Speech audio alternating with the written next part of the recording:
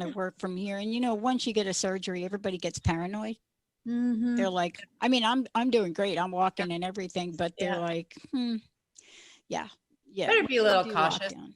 My Yeah, mom had her knee replaced, and it takes some time. You got to let the body integrate with that yeah, new part, right? Like yeah.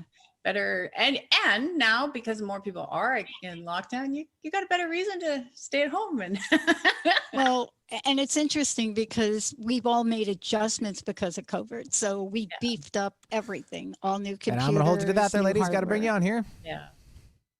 Get ready to dare to wonder what your life would be like if you knew you could not fail. Hey, everybody, welcome. It's so great to have all of you tune us in and turn us on. Happy day to everybody. Hello, Mr. Benny. Hey, Pat. How are you? I'd be pretty good. Another day in paradise. Hi, David. Hey, You know, hey. yeah. Well, we are going to kick it up today with Tracy L. Clark. So for many of you, you know who Tracy is. You've listened to her show. You've worked with her. But what is it when we get touched on the shoulder and asked to share our stories? And what happens when we're asked to be out in the world and be out in the world in a big way? But what happens when we're asked to be out in the world and talk about our connection and relationship with God? So Tracy is joining me here today with her fabulous book, God, Where Are You? And this is about radical transformation. And what I mean by that is sometimes we can go through life and there are changes we make. And we sometimes think in order for us to radically change, it has to be this arduous, long, drawn out process. But what if you could change in a nanosecond? What are the keys to understanding you're in the middle of this? And what is it about this book and her work that is so spot on for where we live? Tracy, it's great to have you. Oh, I'm so excited to be here, and it's still unreal to have the book out. When you think about it for years and years, and finally you get that nudge, those little whispers from spirit, and you're like, all right, it's time. And like what you said, it's I thought it would be out sooner than now, but I always say spirit has divine timing, because it couldn't have been more divine timing for what we're all going through right now, and change. Yeah. And one of the things that I wanted to talk with you about is the energy of the book and Yeah. the energy of my impression when I say the energy. And I talk about the energy of something because, people talk about a book as a book, right? Mm-hmm. But there are books that are books, and there are books that carry an energy. And the energy is something that we use the word energy, but I like to talk about it as this invisible magic dust that if you are aware of it and you are in the middle of it and you can have a glimmer of it, you could probably see how it can help you in your life. How many droplets of this energy miracle dust have touched you?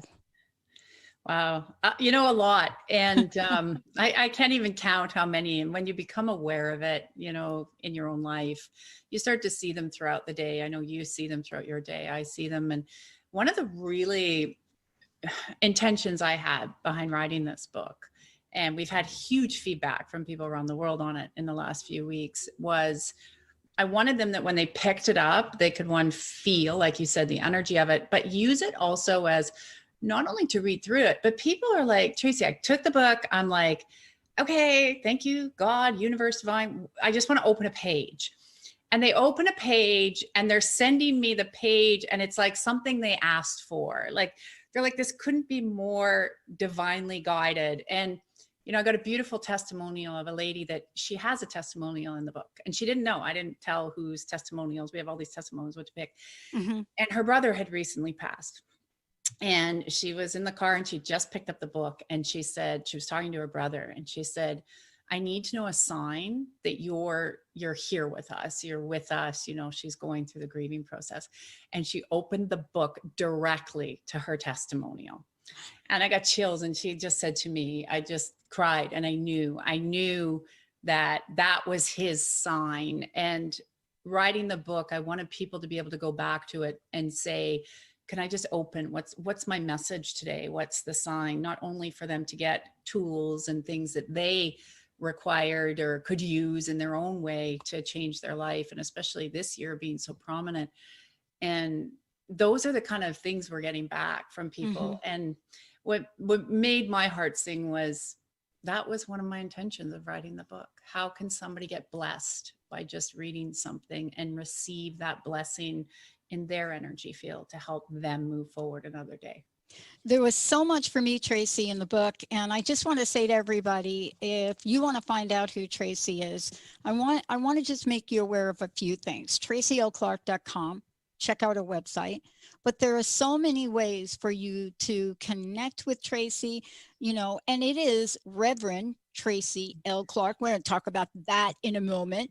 And how to connect, but more than connect. You know, this is where Tracy and I look at our lives and we ask ourselves, what can we do to help people? What can we do to help people? Basically, to help folks help themselves in a way. But what can we do? And when you look at what Tracy is doing, including a TLC book club, it starts January 19th, and Tracy's going to talk about it. You can get that at our website. But in her weekly show, you can hear the vibration and the energy of people. You know, this is about folks wanting a solution and they are willing to take action. That's what Tracy does in the world. When you asked me to write the foreword in the book, it took me a while, right? You probably were wondering, is she ever going to finish it, right? But I read the books, right? And there was so much in the book to talk about and to address, and to know that the divine is operating. And so when I sat down to write it, it was long. And Linda handed me the book and said, Tracy put your entire forward in the book. I did. And I said, yeah. And I went back to read it. And here's the question I want to ask you.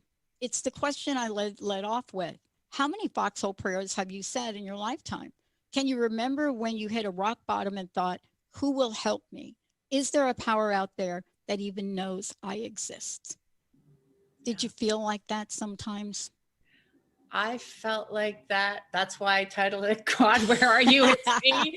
Because I can't tell you how many times, you know, I had to go through my own process that, you know, well, of awakening, and even saying, you know, I couldn't even say the word God till 5 years ago, because for me, I had all this misconceptions and ideas, and I had to come back to what it was of this beautiful love, spirit, divine. And yeah, many times on the floor, like, is there anything out there? Is like, why is this? Like, not able to shift my perception or what, and see what I was even doing to create more of this. I was so in my garbage.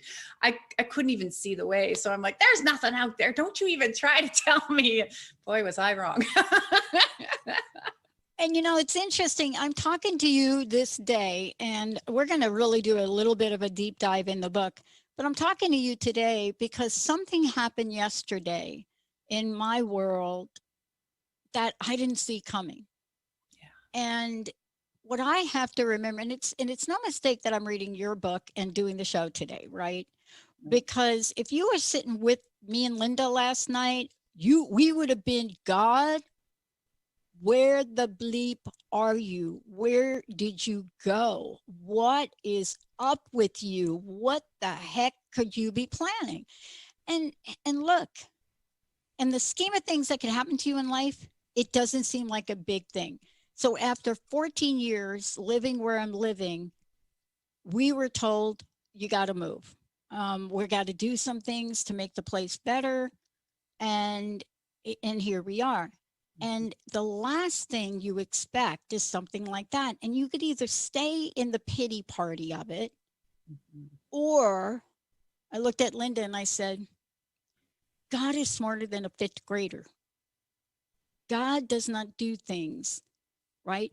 But can you talk about how we move Yeah. from that place of total despair to hanging on to belief and faith? Yeah, it's a big one, and it's a big one right now in our whole world. It's a big one. It is, and it takes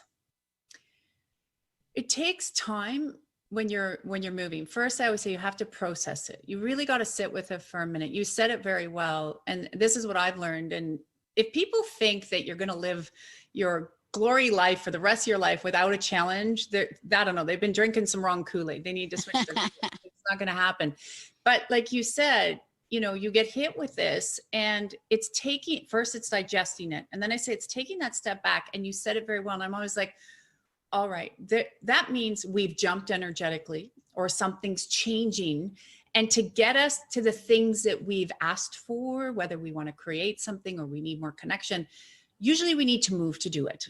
And when we get comfortable in a space, it makes it very difficult for spirit to come in and reorganize things. So a lot of people are looking for their results of what they're creating by being in the same atmosphere. And you can't. So a lot of times I have had that happen where all of a sudden I'm like, you got to move in 30 days. Like I'm like, what? What do you mean 30 days? I got 2 kids. I just had mouth surgery. What do you mean 30 days? Come on, and it hits you and it's a shock. But then when you step back and you just digest, you're like, that means there's something bigger on the way for me. I may not be able to see it. I may not know.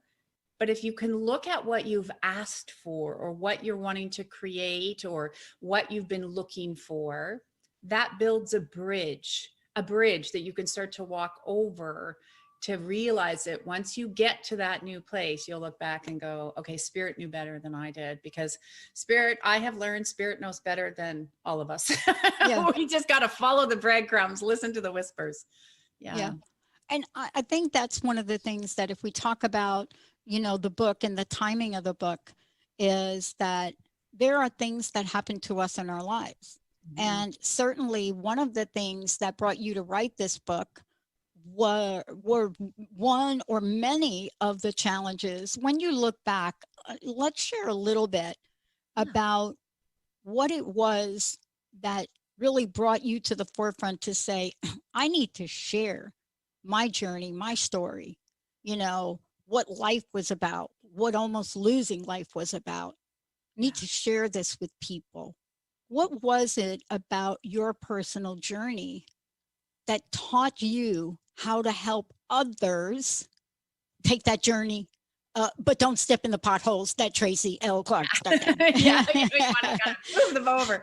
Yeah, well, kind of too. Yeah, it is. It's true. It's hard. Like I cried when I finished writing this. It's a very vulnerable place to go, and it takes you back. And people couldn't quite understand that. I cried when I held it for the first time, and they're like, "What?" But it was because when I went through that, and you're like me, you've been awake in this world for a long time, and when we started, it was very much on your own journey, or what are they doing, or that's weird. And a lot of people that I'd worked with had said, you need to share your story, because when they would come for a session or we're working in group, I'm like, you know what, have you looked at it from this perspective? Because I would find I'd be working with all these people that had similar things, maybe a variation that I had gone through. And they were like, I never thought of it that way. We shift the energy. And then all of a sudden they're like, oh my gosh, this happened, or this, I didn't have to go through it as much. So with writing the book, I just, it kept pressing on my heart. You got to write it. You got to write it. And I thought, okay, 1, vulnerable, like I said, challenging, but 2, I thought if I could give somebody a piece of literature that they could say, okay, not, oh, that's worse than me, I can do this. Maybe that's what they need. Like, this sounds yuckier than me, so maybe I can, get off my excuses and move forward. But it's really the place where people I wanted them to have the understanding that no matter what we go through, there are new doors, there's new choices, there's new avenues. And so basically when people were like, could you please write this? Could you please write this? I did have resistance, because I left a lot out of respect for all the people in my life that I love them all. They were there for an exact reason and purpose. But, I didn't, it's not to trash people. It's to say, look, people show up so we can grow.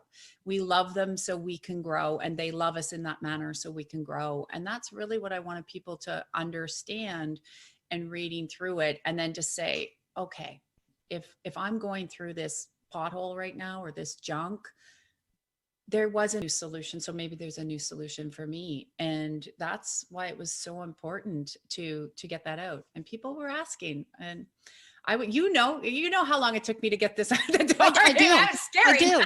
I do. And not only do I know how long, but every time one of you does a book, I get the emails from the publicist. When are you do? You wrote that forward? You wrote the forward to Tracy's book, and you just will not write your book. But look, you're next. Look, it's a vulnerable place. It is. Well, now let me make up an excuse live on air. Listen to this. You ready? Here, I'm going to make up an excuse for you. Well, look, I'm not ready. You do something when the something time comes, right? How did you know this was the time for you? Literally, it was nagging me. It was like, we say, listen to your intuition. It was nagging me and nagging me. I kept hearing, you got to do it. You got to do it. And I was like, literally going, okay, God, like, really, I got to do this now. I went back to school so I could get my reverendship. I'm changing all the branding. We're moving everything around. I'm like, this is not good timing, but I knew I always say, when you hear, you do. You got to listen, even if it doesn't feel like it's the right timing for you. But before, like what you were saying, I knew that wasn't the right timing. But when it was pressing on me, like, you have to do it now. You have to do every day. It was like, you got to keep writing. You got to keep writing. So I just listened, and I just went for it. But like you said, I knew before, when people said 6-7 years ago, write a book, I'm like, it's not the right time. It's not. I'm not feeling it in my soul. I know. Look, Tracy, I want to dig a little bit into the book too, as well. And that's why I skipped the first break. But before I go there and talk about the mind is a virus, because that's where I really want to go for the moment, having a few moments of that myself. How do people find out about you? And can you tell us more about the book club? Because I think the book club is brilliant. The idea of really looking at it as a book club where people can engage and learn and read and really just be in a safe space. So that's a brilliant idea. Tell us about that. It starts tomorrow, January 19th. Yeah. At 7 p.m. Eastern. And then, I encourage people to show up live. Yeah, you get the replays, but live is always more fun. And we're going to dive through, like, how did it make you feel? What did it bring up for you? Like, how can we shift that with you? And then go through some of the chapters together. It's 4 weeks. So it's for the next 4 weeks. And we're just going to pop on. And if anybody knows me, I always say an hour, but we go until I hear we're done. So prepare for longer timing. Oh my God. You and I must be absolutely super notorious for that. So I have to put a caveat every time I do a summit, or every time I do this, where I have to say, I know it says 30 minutes, but you cannot hold me to that. You got it. I'm the same way. People now, when they get to know it, like, oh, that seminar was supposed to be 2 hours, but it went 3. But it's like, well, it is what it is. Look, people are going to read this book, but they're going to also play with you in the book club. They're going to also do a number of different things. Yeah. I want to ask you this question before we jump into the mind is a virus. It's related to this question. You cannot take on the writing of a book like this without not being transformed. I would love to know, from the inception of the book idea to finishing it and having it in my hand, I want to. How did it change you?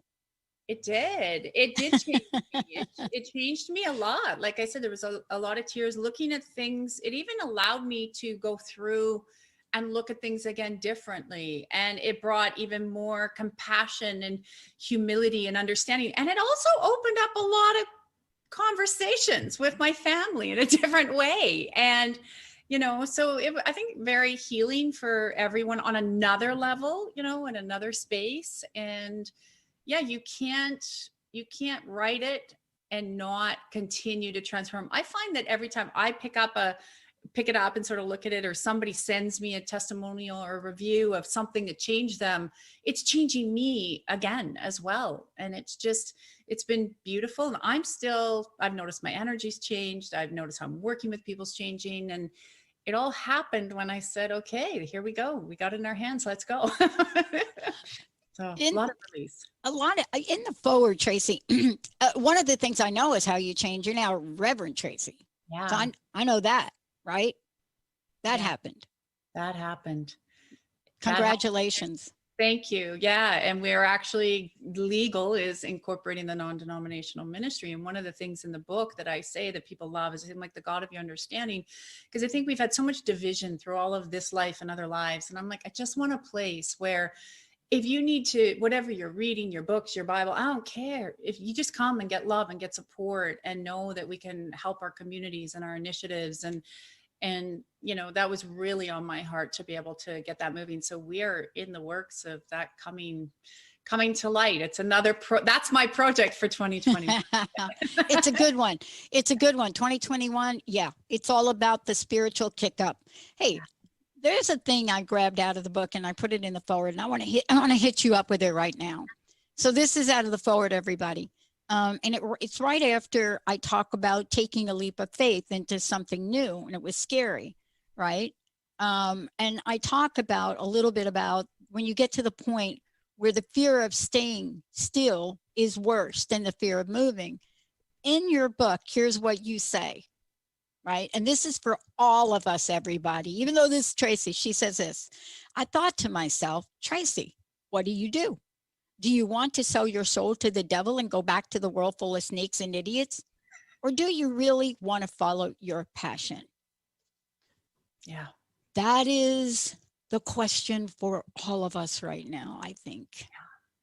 It is, and to dig deep, because the opportunity, when I say sell my soul to the devil, wasn't, $100,000 job. It was hundreds and hundreds of thousands of dollars. And I was a single mom. So it's like, what do you do? But I just couldn't do it anymore. I had to take a leap of faith. And I had to I was afraid. I was super scared. Do you go the comfy way, or do you follow what you feel is burning inside? And as a businesswoman and an energy worker and everything that you do, we dedicate our lives to what we do. This is not like 9 to 5, Monday to Friday, here we go, and we maybe do some business trips. This is how we live every day. This is how we love every day. This is how we breathe every day, 7 days a week, a lot of times. And you get that. And so it was a whole shift and trust and faith and saying, okay, I'm not going to be comfortable anymore. I'm going to face the fear. I'm going to do it. And I reminded myself, if it doesn't work out, there's always another plan. There's always another plan. But I just went full in. And yeah, it was I know you've been there. And it's time for people listening to really stop playing the small because it's a paycheck or it's a this or that, and trust that this is the year of major transformation and change. And we can start creating as a collective, helping each other achieve the dreams and the visions and change together. So here's the interesting thing, Tracy, and I want to throw something out to you because I want to talk about this when we come back from break. For those of you just tuning in, Tracy L. Clark, and by the way, I'm telling you, if you tune in to her show, and let me tell you a little bit about that show and when that show is, it's Tuesdays at 8 a.m. on Transformation Talk Radio. And most of the time when you're ready to tune into that show, the phones are already off the hook. We've got people that answer phones for her show, and the energy is transformative in a way that you can't imagine. But I want to talk to you about something that is interesting, and it really does connect in the mind being a virus. Mm-hmm. I'm going through this right now. True confessions, if I would. You look at this change in your life, and then you look at something as simple as, where shall I move to? And you look at the options. And how does fear guide us? Now, maybe you're not moving, or maybe you are moving. Maybe it's a job. Maybe it's not a job. Maybe it's figuring out, do I file for PPP or unemployment? Do I move back in with mom and dad? What do I do in this time where everything is on the table? Do you decide to play to win, or do you decide to play not to lose? That's where I find myself now. I find myself in a place where, wow, why don't I just get some little place until I could figure it out? And then the other side of me says, why wouldn't you get something you love? When we come back, Tracy L. Clark, Reverend Tracy, is going to talk about the dance between winning and playing not to lose. And I'll tell you, that is a Latin ballroom dance. We're going to take a short break, everybody. Tracy L. Clark. The book is God, Where Are You? It's Me. When we come back, we'll tell you how to get a copy. It is a fabulous book. And is my mind a virus right now? And how do we fix it?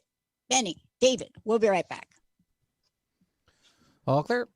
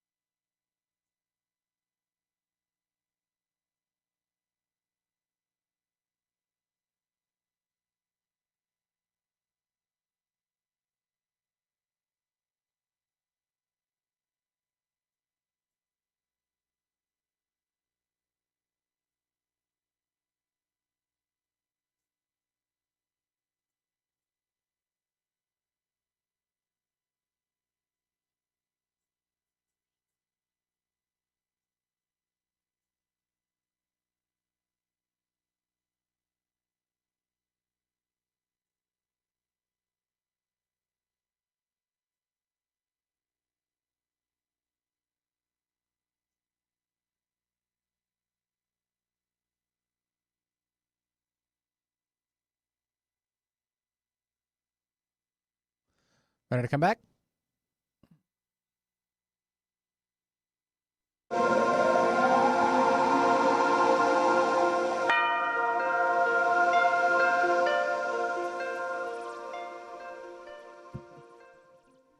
Hey, everybody, welcome. It's so great to have all of you tune us in and turn us on. Thank you. I am so thrilled to have, friend, colleague, fabulous talk radio host, Reverend Tracy L. Clark, award-winning author. The book is called God, Where Are You? It's Me.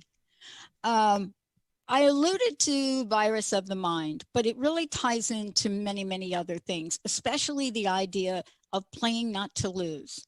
So Yeah. playing not to lose takes on any number of faces in our lives. You know, it's this idea of don't rock the boat, don't ask for the raise. Yeah. Don't rock the boat at Thanksgiving, just go along with everybody drinking too much, right? Mhm. Um, how do we flip that so that, in your words, we don't curse our lives Yeah. and we don't give up before the miracle arrives? And I know you've got a gazillion stories in here. What have you discovered along the way?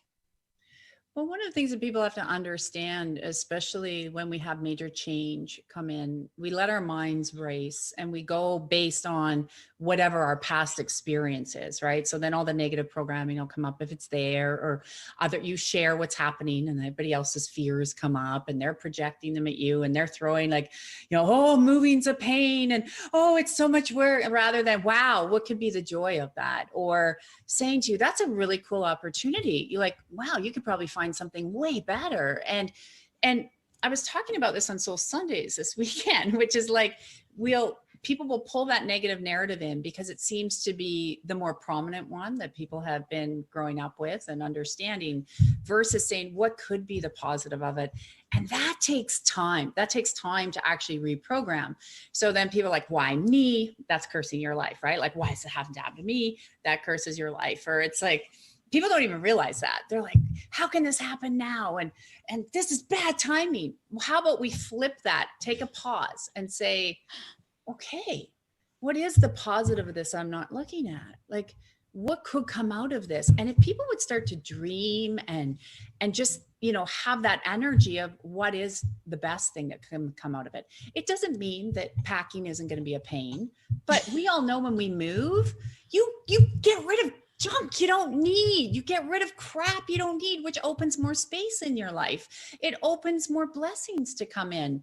And right now, this is like such a perfect time to say, what is the blessing on the other side? Because I always say, what we're going through in the world right now, if anybody's gone through a divorce, maybe it's been a bad divorce, a good divorce, whatever, I don't know, but I always equate it to a divorce. The world is going through a divorce with the old. And if you've been through any sort of breakup or divorce, it can be very messy, very messy.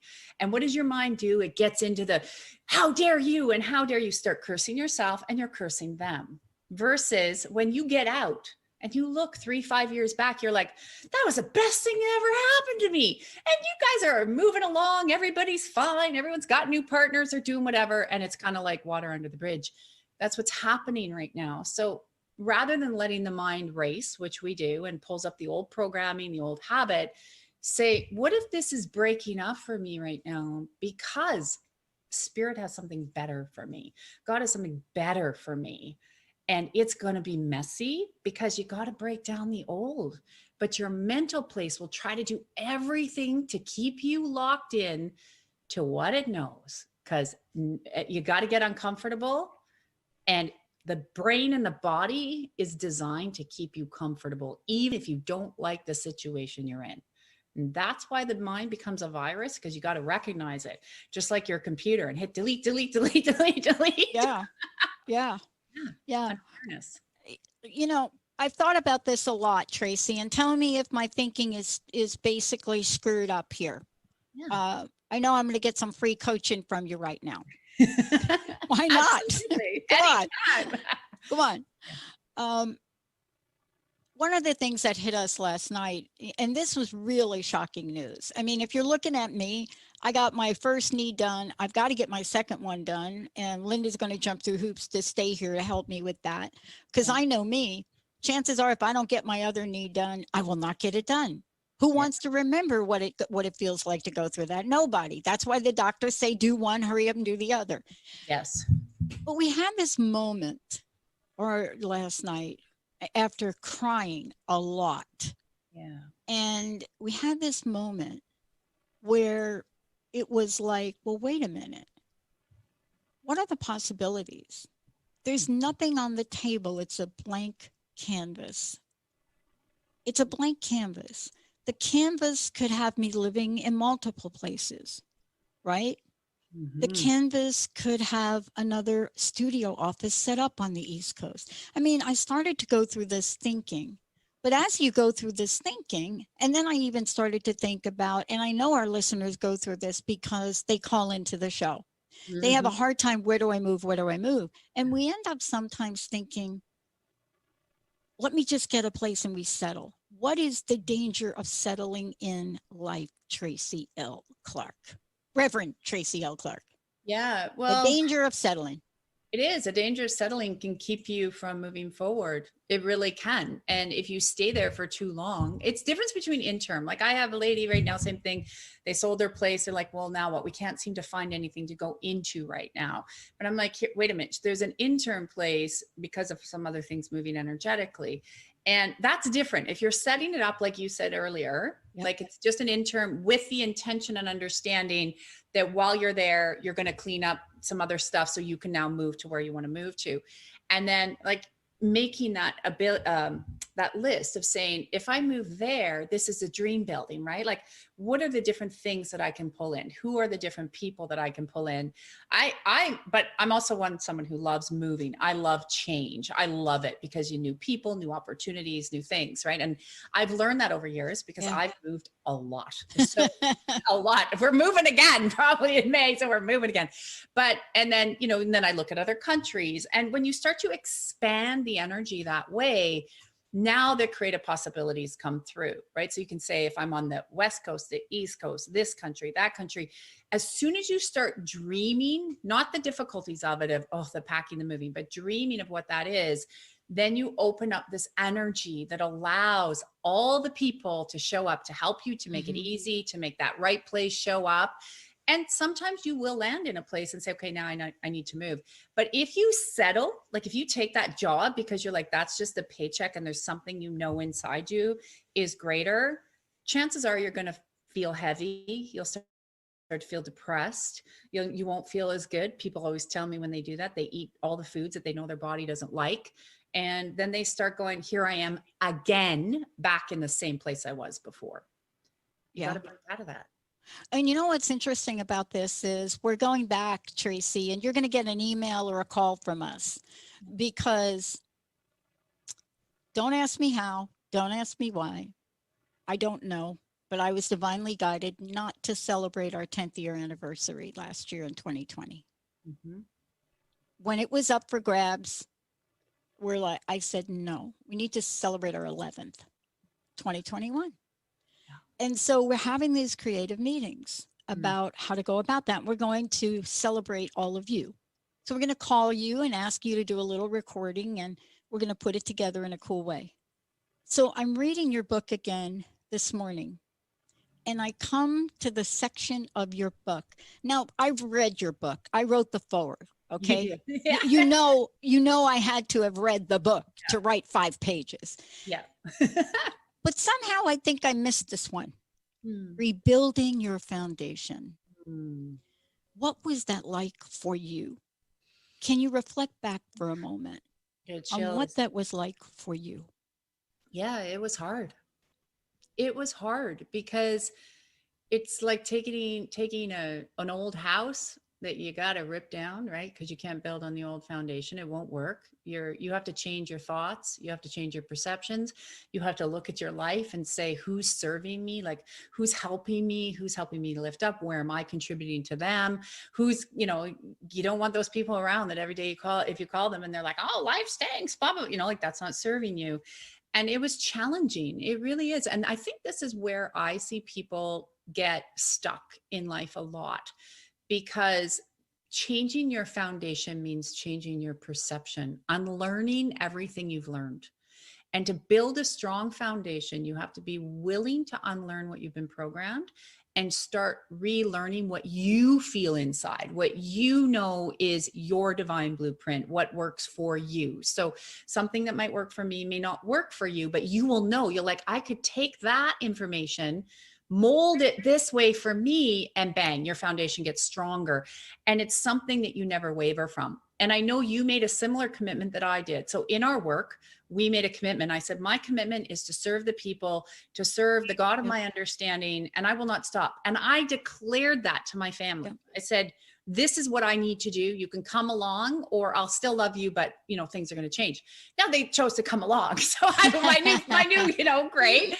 But when we declare that, we don't waver on that. So we know that it can change, but we start to build principles in our life that we're not going to waver from. So you put new boundaries in and you say, this is what I can accept right now. And those boundaries will change. They're not locked. Nothing's locked in stone, but you start to change the foundation, and to build the life you want, you must start looking at things that are going to, again, make you uncomfortable, and act on it. Not just talk about it. People talk about it all day long, but to do it. And to do it, that's where you need to know you got a parachute. You got people, whether they're listening to your shows or on all the other announcers or here, like there's people out there willing to help you and give you a parachute, but you got to be willing to take it and accept it, and know that your way probably isn't working so well if you aren't living in that life.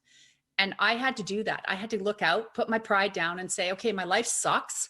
What's the first thing I need guidance here? And listen and do it. And it was scary. It was very scary. Very Look, scary.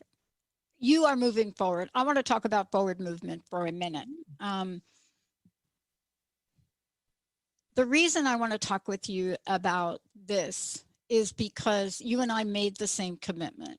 Mm-hmm. So finding a place to live has got to be in service of the bigger vision that we're creating. Yeah. We have not yet fully launched our new technology. And we have 2 requests from people who want to own their own channel. And I think about this and I ask myself, wow, in a minute it's daunting, but then I asked for it.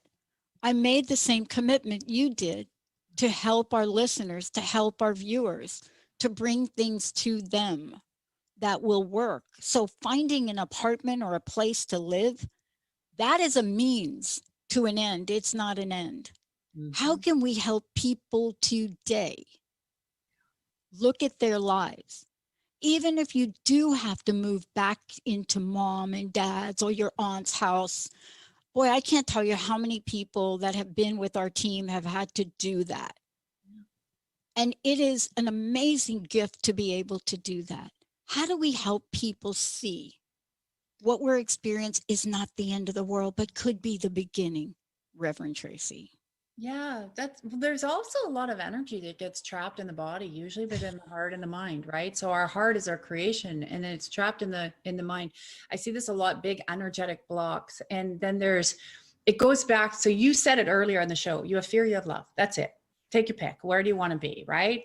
But a lot of times when, say, you got to move back in with your family member, then all the shame and am I an adult and all this crazy programming versus, well, they're just giving me a space to rest my head.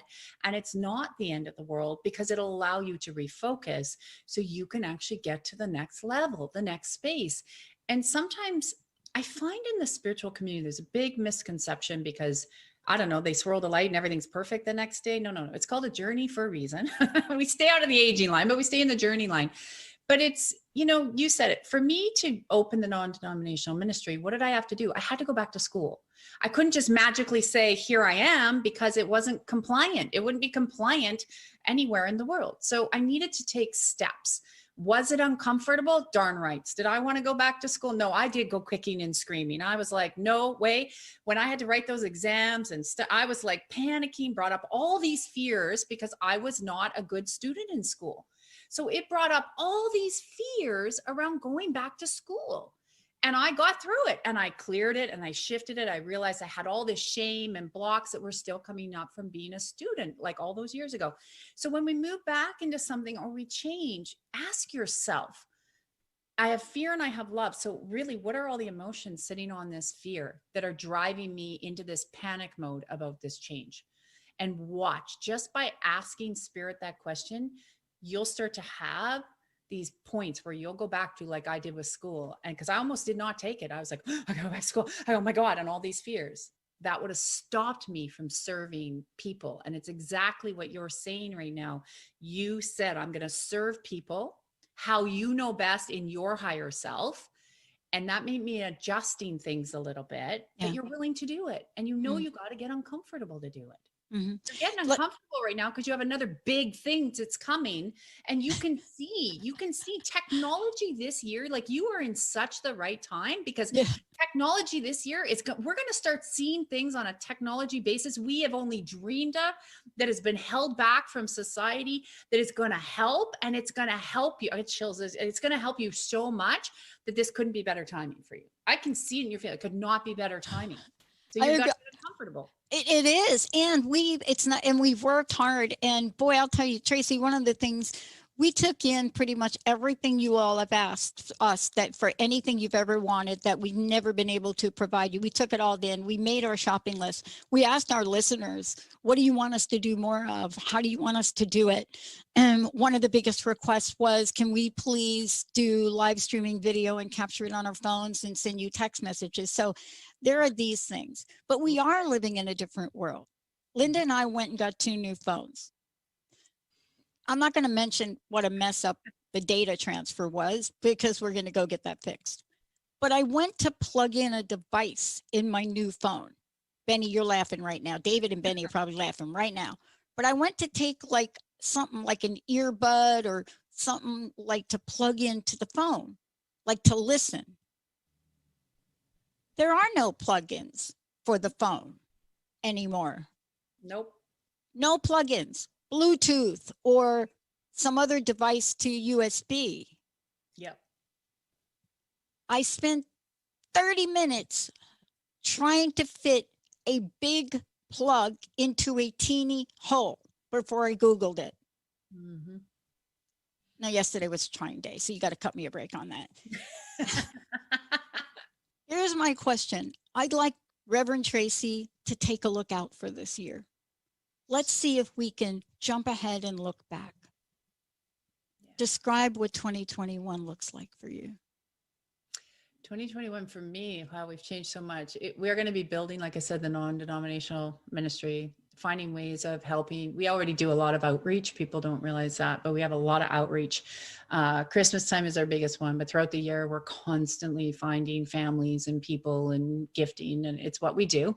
And so we're going to be building out that non-denominational space as we work with people all over the world. So to bring that in and to allow that place to just, like I said, be the loving space where people can come. And it's really interesting because it's going to be a very diversified space, because people don't realize, like, I sold my first company at 26. I have a very strong business background, and I help a lot of people in that space. We were asked to do a lot more speaking and stuff, but that's not happening right now due to COVID. We're like Zooming it only, but that's going to be my focus. And we're also launching this year, the body regeneration method, where we're going to actually have specialists. I can't handle all my clients. Guys, I have a huge wait list, so I do the best I can, but we're going to be training other people it's different though, to incorporate the spaces and the teachings I have with what they already have. So it becomes truly, truly an authentic space of you channeling with spirit and God your way. It's totally different than what's out there. So we're breaking ground in new areas. Yeah, for sure. And it's going to be quite a year. Like I say to people, this is like what you're going through right now. The world is going through this year. Like, there's going to be a lot of ups and downs. We got to be in the boat and just holding on. I say, hold on in the boat together. Like, you know, those shows with the fishermen where the big tidal waves are coming over them and they're hanging on, but they get out the other side. That's going to be this year, and it's going to feel that way. But trust, you have to trust. It's just dismantling the old, no matter what you see. Don't get caught up into it. Go within. And if you can trust that, we're all going to come out of this better than ever before. And this is going to be a year that people can manifest and create, but you got to stay in the boat together. We got to stay in the boat together. Yeah. Well, let's talk about Martin Luther King Jr. and the day put aside in honoring Martin Luther King Jr. And I bring it up because, and I bring it up at the tail end of this, is because the first time I heard him speak, I Have a Dream, and even to today, it brings chills. It's just chilling. Yeah. And everyone has the right to feel the experience and the energy of I Have a Dream. Your book screams it. Your book screams the invitation. And I think about a man like he, I think about you, I think about the many hosts on the network, Benny, David, and all of our listeners, and how powerful the dreams are that we have. How can we help people step out as we honor this man, Dr. King? How do we help people step out and formulate their version of I Have a Dream? You know, I want to say this, I have chills, but it makes me emotional. If I get a block or like I feel like something's a little stuck, I listen to that speech. I listen to different music, but I listen to that speech. I do too. I have chills because it's so powerful, and it will center you back, because everybody does have a dream. And I say, remember this. So often, especially with social media, somebody will see where I am today, where you are today, and they just think we woke up yesterday and got there. No, you and I have put in, you know, it's like all of these people, you put in time, hours, effort, we fall down, we get back up. They don't see us when we cry. They don't see us when we say, I'm quitting. And then we get those beautiful testimonials. We're like, okay, you know, God picks us back up again. They don't see that. And I always say baby steps go to big steps. But if you don't take the first step, your dream is always going to be out in the universe. But it's waiting for you to just reach up and grab it and say, what is the first step I can do today towards that? And know that if you can do that first step, it's like I said earlier, the hardest part of going through a divorce is saying it's over. The hardest part of reaching your dreams is saying, I'm taking the first step. And don't worry if no one else gets it. Don't worry if people are going to crap on your dreams, and don't share it with them. But get with the people, listen to the things. And if you only want to listen to that speech over and over right now till you take the first step, then that's what you do. That's really, you know, for me, as I bring, you know, this conversation to you and you share your strength, hope, and experiences with people, you know, the thing that I'm really struck by, the timing in your book, God, where are you? We have all said it. We've all been there. We've all been there. And I think this is the year for me to just keep saying, thank you, God, over and over and over again, whatever shows up. Oh, you want me to move? Okay, thank you, God. Oh, okay, thank you, God. Oh, okay, thank you, God. And I think when I look at what you're doing, the book, and again, the book club, how brilliant is that? Because I'll tell you, I've read your book several times and really do need a book club, because this is about transformation. Tell us about the book club. Tell us about your plan to continuing to help people to transform Tracy L. Clark. Yeah. Book club tomorrow, January 19th. 19th already. January is almost over. Wow. 7 p.m. Eastern time. So there's 4 weeks. So make sure you click on all the links, because it'll ask you to click on all 4 links. And then you get the notice. You can come. We're going to talk about it. We're going to talk about certain chapters. We're going to talk about how it made you feel. We're going to shift the energy together, and we're going to have a lot of fun. And then we're going to keep on. I really want to talk about Soul Sundays quickly, because I do them once a month right now. All of that money goes back to help people. Like I said, I cannot tell you, with the ministry site that we're building, we're going to have a whole bunch of things of what we have done, but so people know. But I'm always very respectful of their space, because you got to remember, and people ask us, well, who got this or who got that? I'm like, there are people that we've all carried shame in our lives. And, you know, if they're willing to share, that's fine. But if not, I never put them in that space. It is about making sure that they're taken care of. And that's what we do. Soul Sundays once a month. It's a 90-minute service, a non-denominational service, Sunday mornings at 10 a.m. Eastern. Yes, there's always a replay, people ask, but that is to uplift you for the week, the month. And I also like to keep people really informed energetically, what is happening, what's shifting. And the radio show is a great place. So when people call in, you know, every week I update them really what's happening and what we can look for. And, you know, this is a kickoff week of a lot of things energetically changing in the world. Yep. And just to watch us as we expand the non-denominational ministry. It'll be a whole new website. So it's, you know, it takes time, but that is That's my focus. And body regen, obviously. We're going to get those classes up so we can help promote other people in their work and what they're doing and have their say in their way. So it's really unique. Pretty exciting. Okay. What's on your show tomorrow? It's actually a call-in show. We had so many guys. I'm doing call-in shows. Poor Olivia. I'm like, more calling. Because like you say, we have so many people on the line still that we're just going to continue to do them right now because I feel that's the best way to help people because everyone is asking, like you said, God, where are you? What's going on? And I don't know what to do next. So it is another call-in show of whatever you require shifting. And I'm going to talk a little bit about the unexpected, but we are going to do a little bit of a global prayer blessing, which I do in my community every night at 9:00. And we're going to start the show off with that because the world really needs it tomorrow, big time. Every night. No kidding. Tracy, thank you so much for this. One last question, Reverend Tracy L. Clark. God, where are you? It's me. Personal message. What would you like to leave us with today? Don't give up.